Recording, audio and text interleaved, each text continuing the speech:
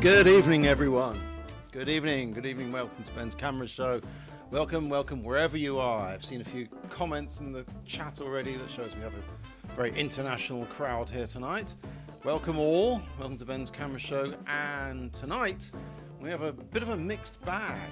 Yes, various things. But I think I've found a kind of common theme to link them all.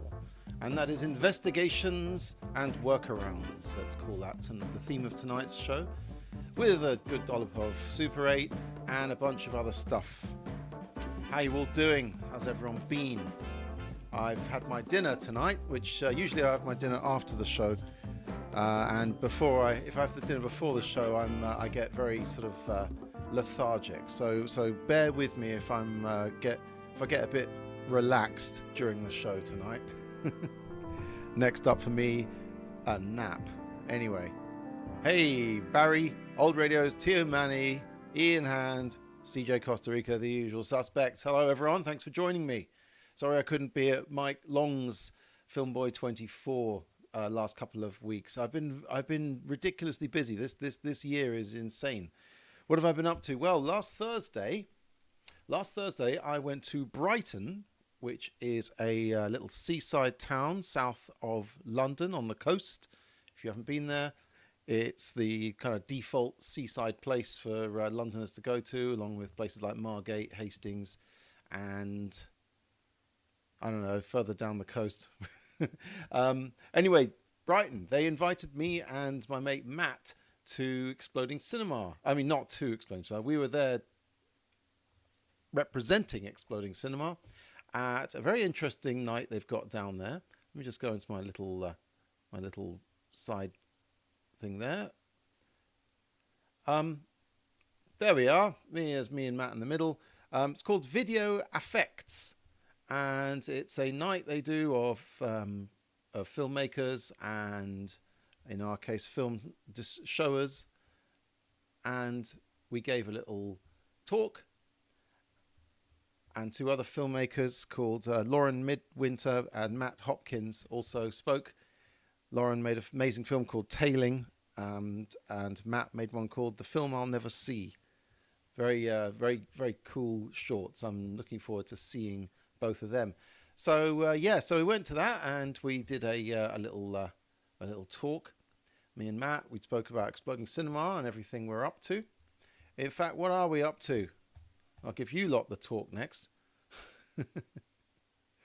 Yeah, we're doing a show. I'm just getting all this out of the way before the camera stuff comes on. We're doing a show this Saturday. God, the day after tomorrow, 27th of September at the Cinema Museum in London. And we're going to show short films and stuff. And it's going to be great, cool stuff at the Cinema Museum. Also, another naked plug here. The book about Exploding Cinema, which I mentioned last time, that is still available, still some copies left. It's called Boom, and it's all about our exploits since the 90s, believe it or not, have been going. Yeah, about London, about underground film, and our part in it. So, other news: Straight 8 are doing a show at the Encounters Film Festival in Bristol, in the west of England. Is it the West Country? Yeah, Bristol's pretty solidly West Country. They're showing the best 25 Super 8 films of 2025, and I'm very excited to say my film is amongst them. My film, There Will Be Another, which I've shown right here on the show not numerous times. I've talked about it numerous times. Anyway, if you're in Bristol, go down to Encounters. It starts tomorrow, and it's it started yesterday, and it's a great film festival there for short films and stuff. And the Straight 8 program this year is excellent. So, what's next? I want to show you some holiday pictures. Now, I should have really taken my Super 8 camera with me.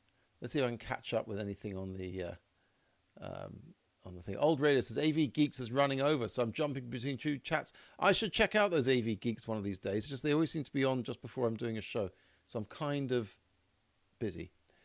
Okay, AV Geeks has ended. Well, welcome Silverhorse32 here for the first time. Oh my God, I hope I don't suck.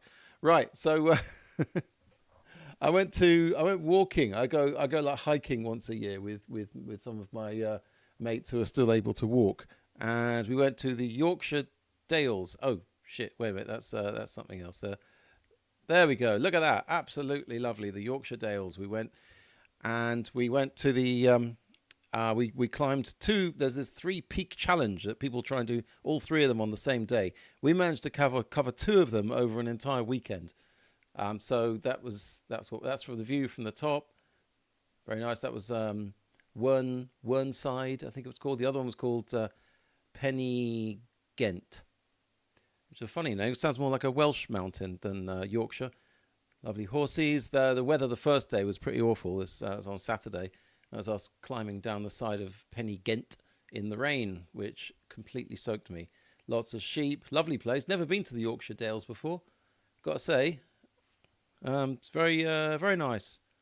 And there's my silly ass to prove that I was there at the top of a Whernside. That's a triangulation point there. Barry says, looks like Wyoming. Wow. It's a Bob Ross painting. Lovely view. Yeah, amazing views. And that's this amazing viaduct they had across it. The Ribblesdale Viaduct. And I bought loads of Wensleydale cheese after that. Oops, not seeing that. And it was very tasty. So yes, Yorkshire Dales, can recommend them. I should have brought my Super 8 camera. I'm glad I didn't, because it pissed with rain the first day. Would have probably busted up the camera. Yeah, that does look kind of, that thing at the background. Is that a bluff? What they call a bluff? I don't know. It does look kind of a bit American West-ish. Now, these other pictures were from the Exploding Cinema book launch party that we had. I think we did that since the last time I did a show. Very nice. Lots of fun had by all. That's the kind of atmosphere you can expect at an Exploding. Right. Hey, Cecil DeVille says, hello, everybody.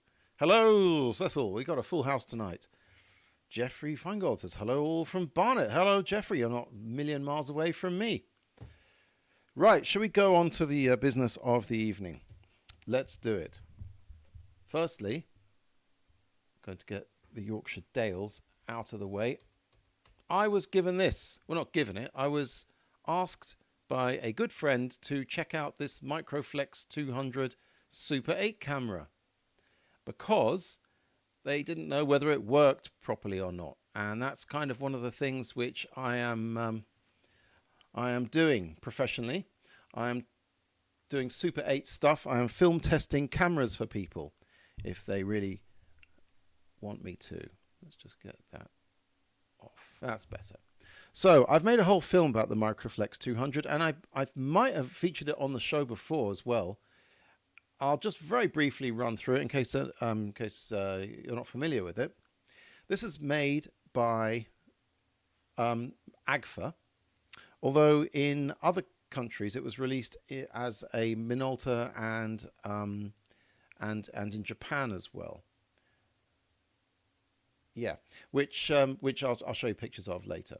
Now, the thing to recommend about this camera is it's extremely small. You can see it pretty much fits, in the palm of my hand. Here's a fairly normal size phone as a comparison. So for a Super 8 camera, it's really, really compact, and it's easy to carry around with you. It has a zoom, and it has a focus. Not amazing zoom. It doesn't have all that many features. It's got this button here, which is an A, 0 or O, and plus. And A means automatic metering, O means switched off, and plus means automatic metering with one extra stop open. That's the only control you have over the aperture on this thing, because not only is it automatic, but it only takes 40 ASA film, which I guess you can put 50 ASA film in it. You can put 100 ASA film. You can put 500 ASA film if you want, but it's going to overexpose it.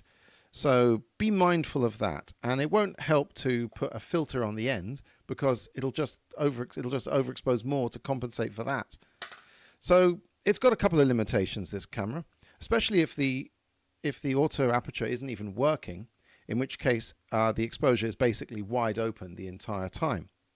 So anyway, my friend who owns this camera asked if I could film test it. And I ran into a problem almost immediately. A bit limiting, says Old Radios. Yes, unfortunately it is a bit limiting. If this thing had a bit higher range of films that it exposed, or even just had a manual switch, it would be so much better. It's such a tiny camera. It's so well made. I mean, it's still working, except for the fact that when I hit the button on top of this, which is what starts it running. Should we get some sound over that on that? There we go. Extra mic here. Push the button on top and a nice click, but a big fat nothing. So when this happens with a camera, here's the diagnostic pathway. Okay. Firstly, check your power source. Check that the batteries you are using are good. Check that there's no corrosion inside. There's a good contact with everything here. Then I guess try it again. Still nothing. So here's what it could be: that the motor is completely seized up, in which case you are, I believe the term is, shit out of luck. Alternatively, it might only be just a little connection problem here. It might be that the contacts aren't just being pushed against hard enough. It might be you might be a millimeter away from this thing working perfectly.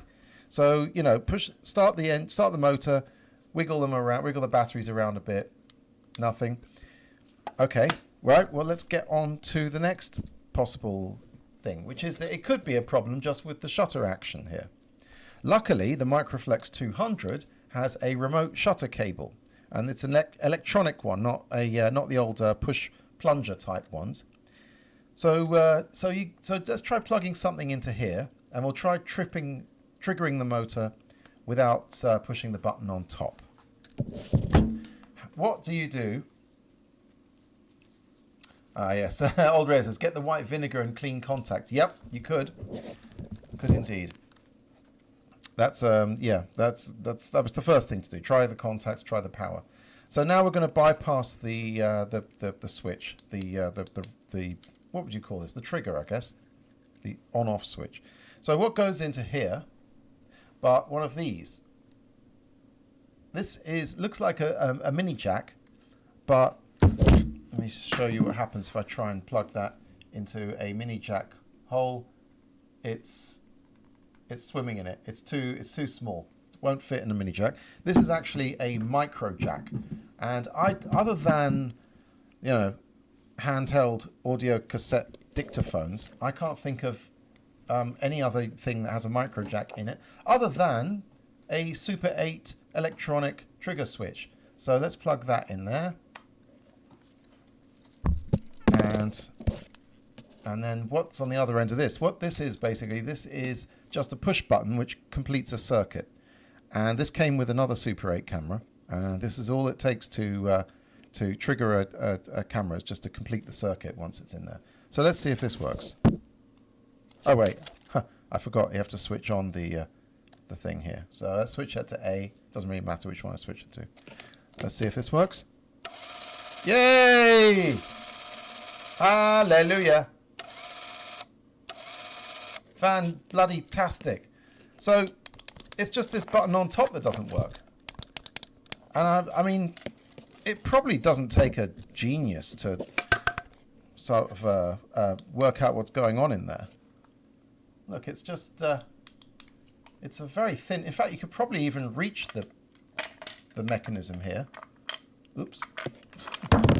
You could probably reach the mechanism just by, there, from the inside there. So it might be just a case of sticking some foil, some wadded up foil or something in there, and Bob's your uncle. It might make that switch work again. The main thing is that we know there's nothing wrong with the motor or anything like that, and we can always trigger it with one of these. If you don't have one of these, go on eBay, get a micro jack plug, And even if you get something with a micro jack plug and the wires, and you attach a wire to it, if you just get a button between them, or if you just touch the wires together, it should complete the circuit and start the camera running. Oh, let's have a look at the chat. While I've been talking, everyone's been saying stuff. Do all cameras run without a cartridge inserted? Pretty much they all do. Yeah. Yeah. I don't. Let me think. There are some cameras where the auto aperture won't run if there's no cartridge in it, and that makes sense because you are you're telling it to run the iris, the auto aperture, without telling it what kind of Super 8 cartridge is in it. So maybe that's it. Anyway, that brings us very nicely to the next part. Oh wait, before we do, switch that off first. And let's just quickly have a look, see how much one of these Microflex 200s will cost you. Not that. Oh yeah, of course, here's all the details on the wonderful Filmcorn website. That's the Microflex 200 sensor. Microflex 300. The only difference seems to be with this is that it's got a motorized zoom and a slightly longer zoom. Also sold as the Minolta Compact Pocket Z8. Very nice. I wish I had one of those. That was the one that sold in Japan. And in America, I think it was called the Minolta Pocket 8 400. So they're all similar, probably all made in the same factory, just slightly different. Well, that one's just been rebadged. There's nothing different at all about it. And how much would one of these cost you? Well, I found ones that are sold as seen without testing, £15.71. If you want one that's sold in good condition, I believe these ones one in Germany, I think, was about £50, £60, £60. Yeah, for about 50 quid you could get one of these. And you can also get these very nice little, let's see that. Look at this. You can get these nice little leather carrying cases. Isn't that nice? Oops. Let's get that. Yeah. Oh yeah. Yeah, that would go in there nice. Look at that. That would look super cool. In fact, I think if I ever buy one of these, I might get one of these carrying cases as well. Like I said, this isn't mine. Right. Let's move on. Oh, look, very good. 51 euros, this one. It's not quite worth it. If you're going to spend money like that, get a UMIG Mini 5. OIMIG Mini 5, sorry.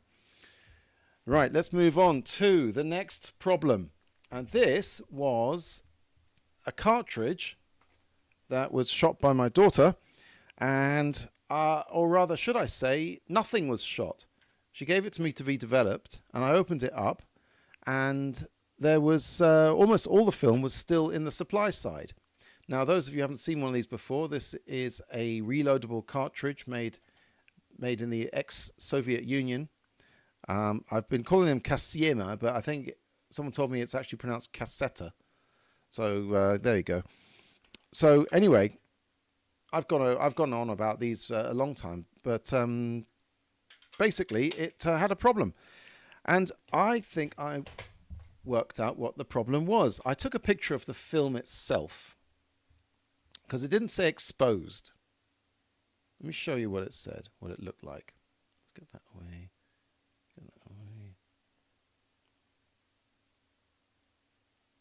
Here we go. Right, we've done that. Okay, so there's a picture of the film that somehow, for some reason, it didn't go through the cartridge. Now, some of these old cartridges, they get a bit sticky. You know, the film can jam in them. So I thought maybe that's it, right? So on further there we go. On further examination, I found, can you see between this sprocket hole and this sprocket hole a very thin line? You see that? Not between these ones, between these ones. Let's get closer up on this. Enhance. There we go. So that's with the contrast and zoomed up. See this line here and here? Okay, that's the line of death, that is. What that is that means that the claw of the camera, I'm going to see if I can use this to demonstrate.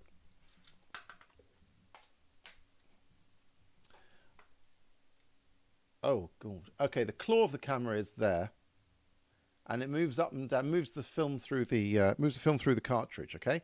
Now, if the film's not moving, or if the claw is unable to move it for whatever reason, that's when you get this, because this is the emulsion scraping off the film. See, the claw is supposed to hook into the sprocket hole like that and pull the film down.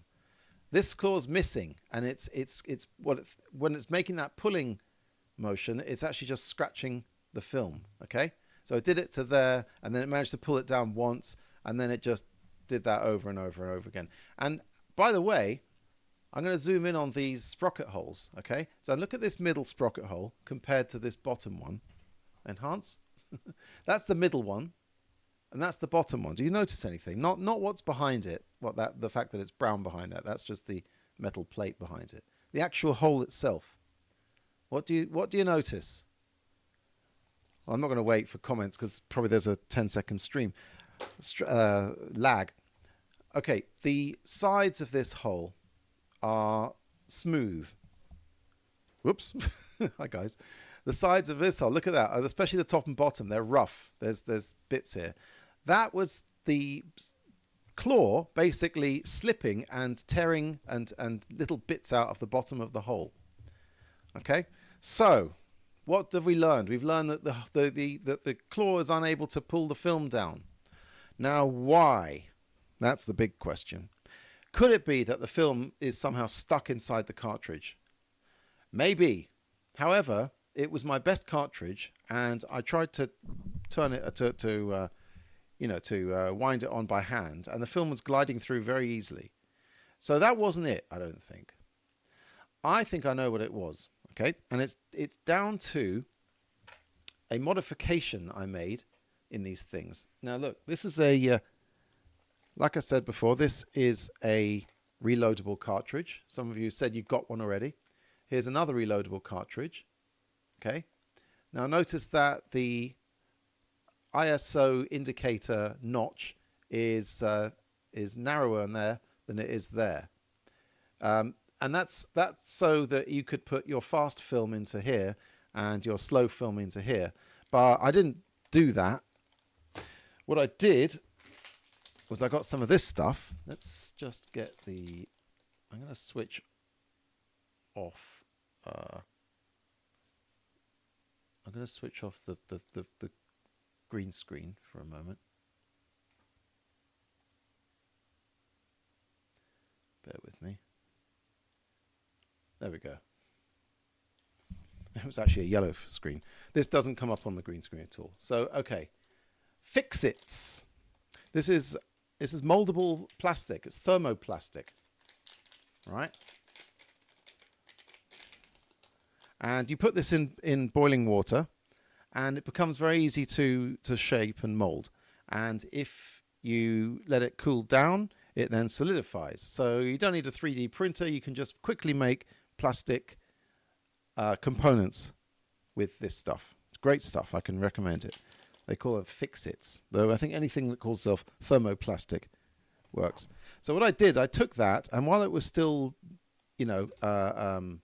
moldable, I packed it into this part of the film, of the cartridge.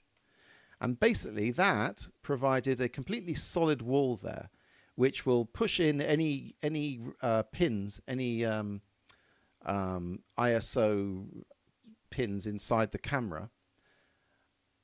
And I could make several different ones of these of different sizes, sizes to depending on what ASA the film I'm putting in.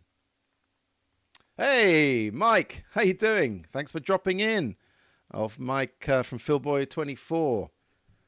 Go to his show right after mine. Hope to see if you're doing one Sunday, Mike, or whenever you are doing one. So anyway, so I made these out of thermoplastic, and I put it in there to basically to select myself what kind of ASA I want that. Now, the more of this you fill in, the slower the film is you're telling the camera it has. So if you put this into most Super 8 cameras, it will expose at 40 ASA. Whereas if you put this one in, it'll expose it. There we go. It'll expose it more like 400 ASA. Okay, I've gone on about this in previous shows many times. Okay, so that's just the groundwork here. Show 100 Sunday. Oh, yes, yes. Mike's about to have his 100th show. Amazing. So, yeah, I'm up to 57. I started before him, and he's going to finish. He's going to get to 100 way before me. Anyway, so the thing is that the cartridge that jammed had one of these in it. It had one of these in it, and I think that it protruded just a little bit too much, which meant that the whole cartridge, when I put it into the camera, was pushed slightly away from the claw of the camera. You see what I mean? So this basically stopped the film getting close enough to the claw, and I think that's what happened. What do you think? Tell me in the comments below. Okay, so it could be that. I mean, because it does.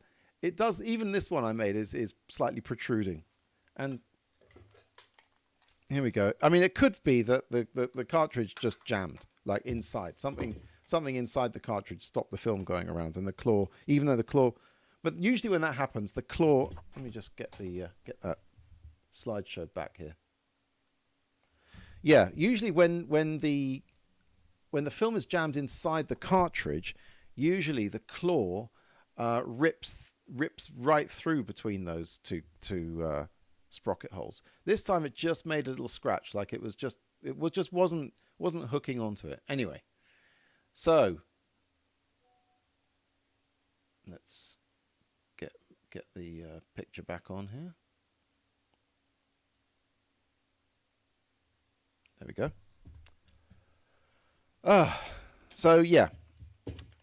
So my conclusion is that the claw, it wasn't this camera anyway. It's a bit dark, isn't it? There we go. My conclusion is that this prevented the cartridge from getting quite close enough to the claw for the claw to catch on the film, and that's why the claw made those scratches, and that's why the film did not advance. Conclusion. Wait a minute. I've got something for this.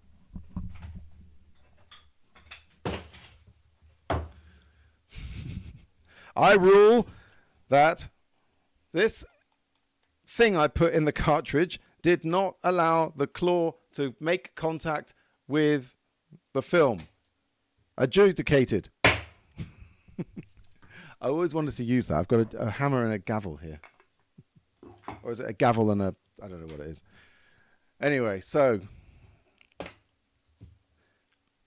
what I'm working up to is the big surprise of the week I got last week. It's the surprise of tonight, but to me it was the surprise of the week. What am I talking about? On 8mm, those lovely people at On 8mm, they have created something amazing. They put up this. Let me get this away. Right. They demonstrated this on their TikTok channel. It is a new design reloadable Super 8 cartridge. Look at this. It's got like a removable wheel in it. And that seems to slot into that thing. And it seems you load that wheel with the emulsion facing outward, and it's got a completely different architecture inside to the old Super 8 cameras, to the old Super 8 reloadables. And it seems that you can even do some of this stuff in daylight.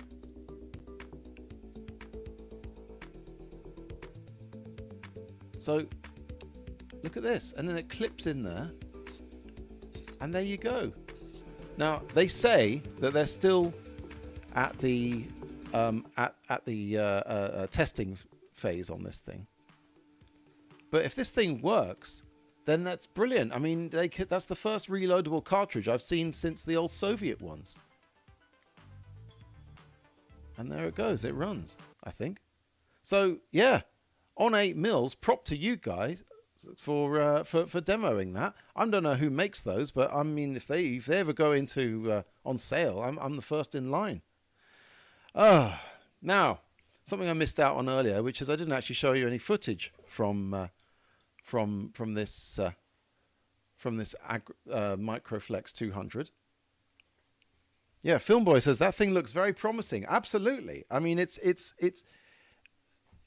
you could have all the benefits of a standard 8 camera in a Super 8 camera. You could wind the film back inside a bag probably.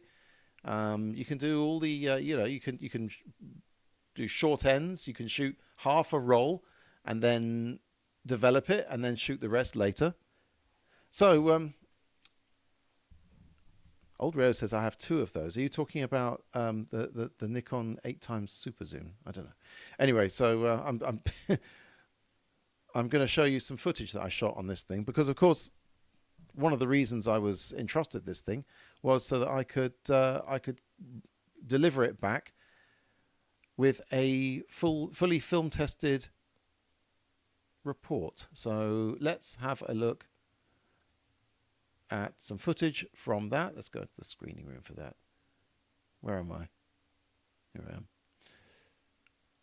So yeah, so here's some footage from the... Oh no, it's here. Whoops. It's here. Where is it? Ah, here it is. Here it is. Okay. All right, let's see some footage from the Agfa Microflex. I've slowed this down a bit. Now this is with the daylight filter. This is Kodak 200T with the daylight filter. Looks all right. Quickly there was without the daylight filter. Now we've got the filter back on. This is at widest possible zoom, and yeah, it works. I think the aperture was that's without the daylight filter, and finally another shot without the filter. So obviously it's tungsten film. It needs the filter to be properly color balanced, and I don't know if the automatic aperture was working on this thing. I mean, I was shooting 200T, so it ought to have been completely overexposed. But of course, that tungsten stock, there we go, that tungsten stock is very forgiving. So look at this. That's with the filter, and let's see. There we go. That's without blue. I mean, we all know that, don't we? Now that's interesting, that shot, because this camera I've found, especially when the aperture is wide open, if you zoom in, it goes completely out of focus. It's just can't handle it. So I found that when I used to own one of these things as well. So yeah, I mean, it works. In fact, even at a completely, this was on like a medium cloudy day, even on a when the iris is completely wide open, it's a little bit soft, but it's not bad. It's not that bad. It's not up to the OIMIG standard, but it's okay. There we go. I mean, it's it is what it is. It's a tiny little lens, and the aperture's wide open. It certainly looks better than that Halina, which is just outrageous in when the aperture's open. Might as well throw it away. Anyway, CJ Costa Rica says looks pretty good with the filter. Yeah, looks all right. I mean, for a camera this size, really.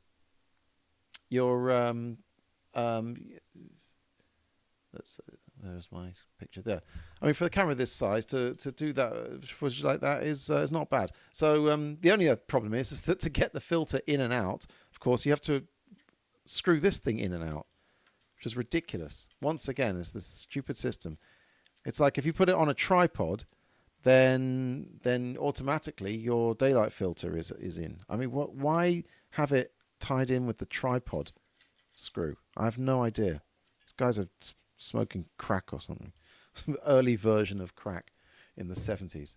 Cecil B. Vivis, I like 200T. Came out good. Thanks. Yes. F4 kind of day. Yeah. Although this is probably done at f2.8. It really bothers me when a camera gives you absolutely no control over. I guess you do have control. You can put it on plus here. You can open it one stop. Even if there was a minus, so you could go plus or minus one stop, that would help. Wouldn't have killed them. Anyway, so that's that. I'll be returning that to its rightful owner. We've seen the new reloadable cartridges. Oh, just a couple more fun things now. You want to do something fun? You want to have fun? Look. Okay, I've been at the Grand Theft Auto again. Yes, I've been at the Rockstar editor, where you can create little kind of movies of your exploits on Grand Theft Auto.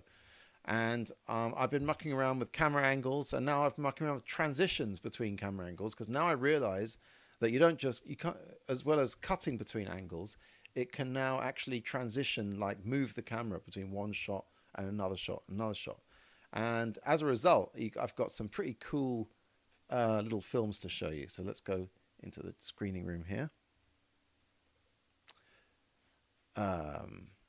Okay, so first off, we've got well, this is the classic, isn't it? This is the slow motion walk away from. Well, let's see what's going to happen.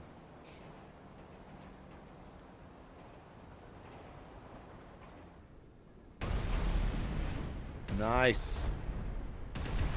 Slow mo. I just blew up that Shell station, or whatever it is. Yes, and so you see the way the camera sort of zipped around between shots. That's the latest thing I've discovered. Here's another thing I did. This is this helicopter fell off the building, and I followed it with my parachute, and so you can move. There goes the helicopter, and so all in one shot you've got the well, that was a cut anyway. There's that one. And finally, a bit of excitement now. I'm on the run from the police.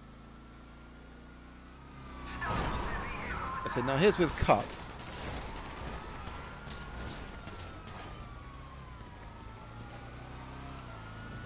And there's a cut. And I shoot a mortar.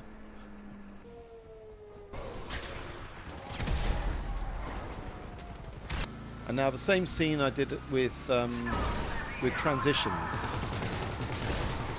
So instead of cutting, there you go. See, the camera moves to the next transition, which makes for a kind of a smoother flow in the action.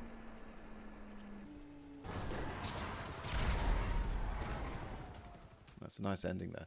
Right. Well, so that was yes, that's just some fooling around I did on the old GTA. Because why not? And finally, before the film show tonight, why another film has come in from my mate Mike in New Zealand, and he's got something to show me, which actually inspired me to do a whole show on this subject. What's that then? Let's see.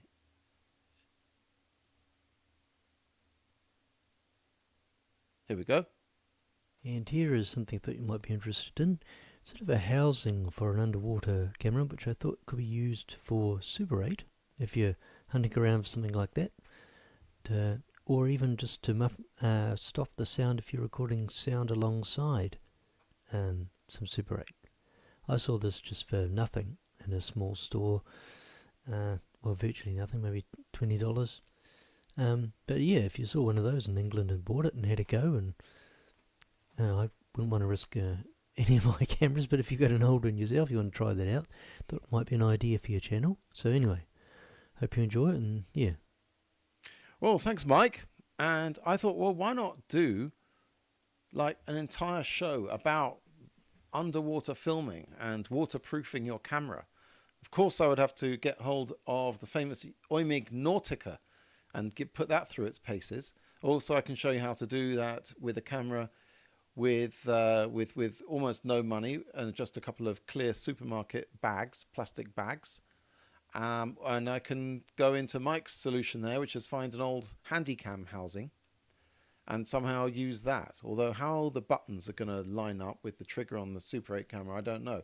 But he's got a point. It could be used just as a blimp. So yeah, so I think in a future show, sooner rather than later, I'm going to do a whole thing about underwater filming. So stay tuned for that. Oh dear, that's there goes petrol prices, says CJ Costa Rica. Nice shot, get that copper. Yeah, see. Anyway, right, are we going on to the film show tonight? Yes, we are. It's about time. It's about time to set up tonight's film show, which will be on glorious Standard 8. And for this, I shall need to firstly make sure the DSLR is running. Let's see. Shine a light on that. Yep, that's it. Let's just prove that. Yep, that is a live picture, just in case you think I'm faking it. So, light off. And the other light I have to put off as well.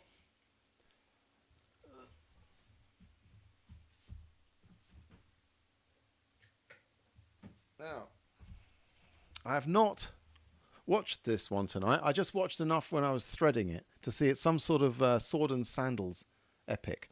So luckily I've got some music left over from Spartacus the Gladiator, which I showed a couple of weeks ago. There we go. And let's just watch it all together. Enjoy whatever the hell this is. I don't even know. That's good.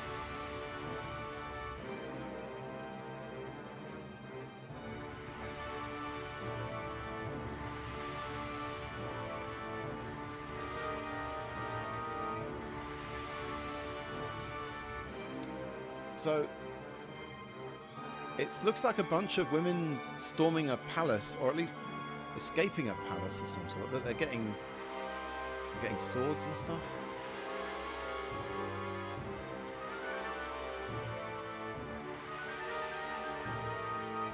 Old Mary says maybe lost media. Yeah, you're damn right. It's.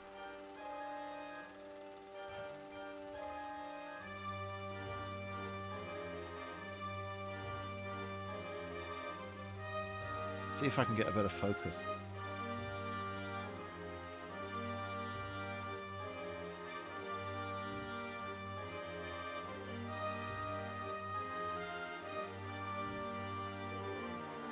So yeah, I'm not... These women look badass.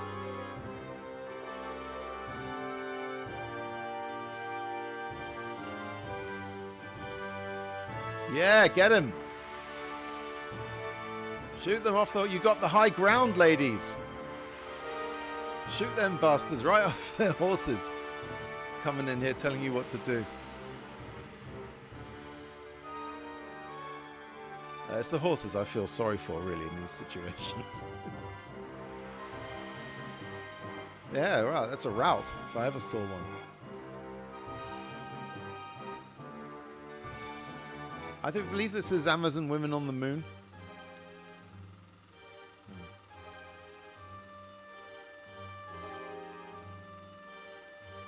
Oh, they're back. Uh-oh. Oh, I hope that thing's going to explode. Uh-oh.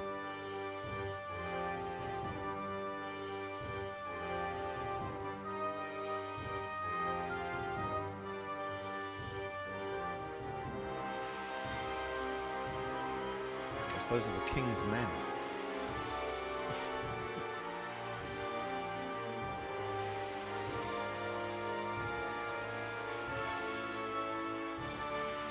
Oh, they're going to dip the arrows in the pitch.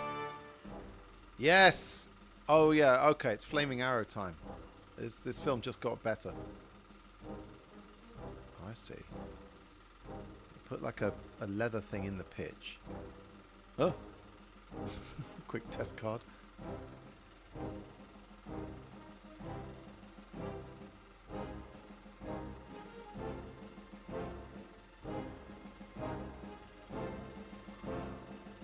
Nice. Oh, hell yeah.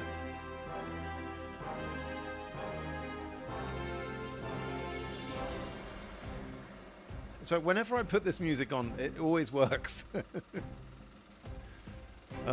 Anyway, I don't know how long we want to watch this for. Should I talk over it? Or should we just film was his victory?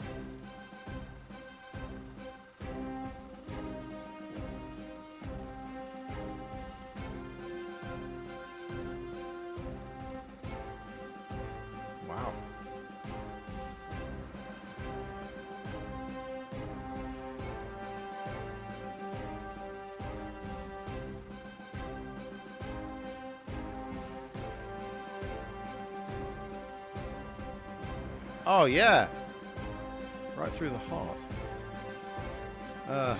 Anyway, I haven't watched Enemy at the Gates, but I'd like to. So anyway, look, this is like a 400-foot reel. So maybe we should save some for the next show before everyone just buggers off. Oh look, he's going to shoot it while it's in the air. Oh no, he's not. That's some pretty impressive pitch there.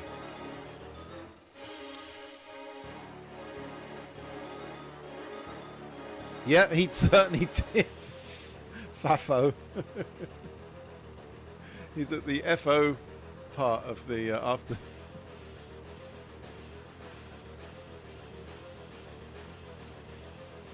So that guy's on the women's side, obviously. Okay. Anyway, look. I'm going to ruin it now. Well, first I'm going to try and focus it again.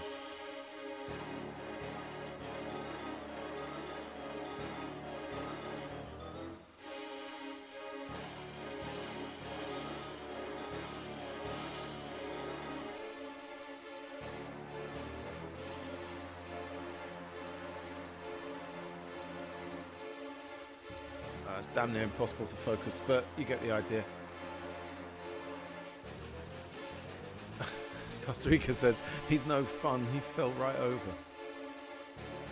This is a much more exciting film than I expected. This was in the archives of the Exploding Cinemas.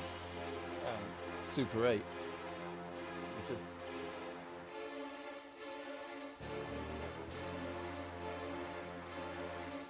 I mean, it just basically never... Deadly Frisbees, yeah.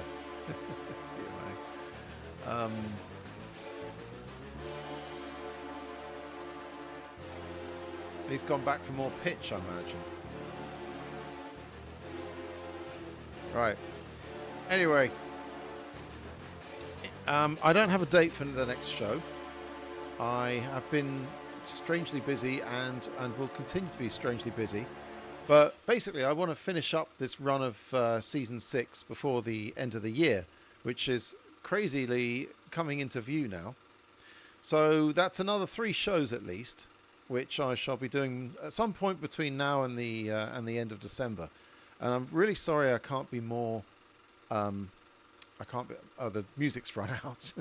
I'm really sorry I can't be more precise with when I'm going to be able to do a camera show. But if you know... follow me on Facebook and everything, then I will be I'll be announcing it all on there.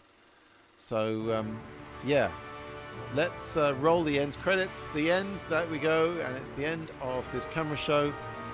And thank you all for coming along and listening to my insane ramblings. I will be building up some more material between now and the next time, but just stay tuned. I will. Oops! Oh no! Yay! Here we go. It's the customary burning of the film. I've got to get the credits off for this. Oh, I've ruined it now. Let's see if I can get another one. There we go. This. All right. Let's see. Enough of the gladiator music. Anyway, look. Yes. So next show. Thanks everyone for coming. Somehow you found out about this show. And let's... there we go. Yes, so thanks all for coming. And let's see, we've got Old Radios came, Ian, Hans, Cecil DeVille, possibly a lot more of you. Just these are the serial commenters. Mike was in the house, and Barry and Manny. All the greats. So, until next time, there we go. Until next time, thanks all for coming, and I will see you at the next camera show. And probably I'll be dropping in on Mike's if Mike Long's Filmboy 24 podcast, and I'll see you all there. Thanks all for coming.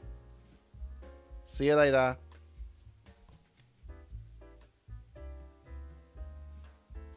Bye.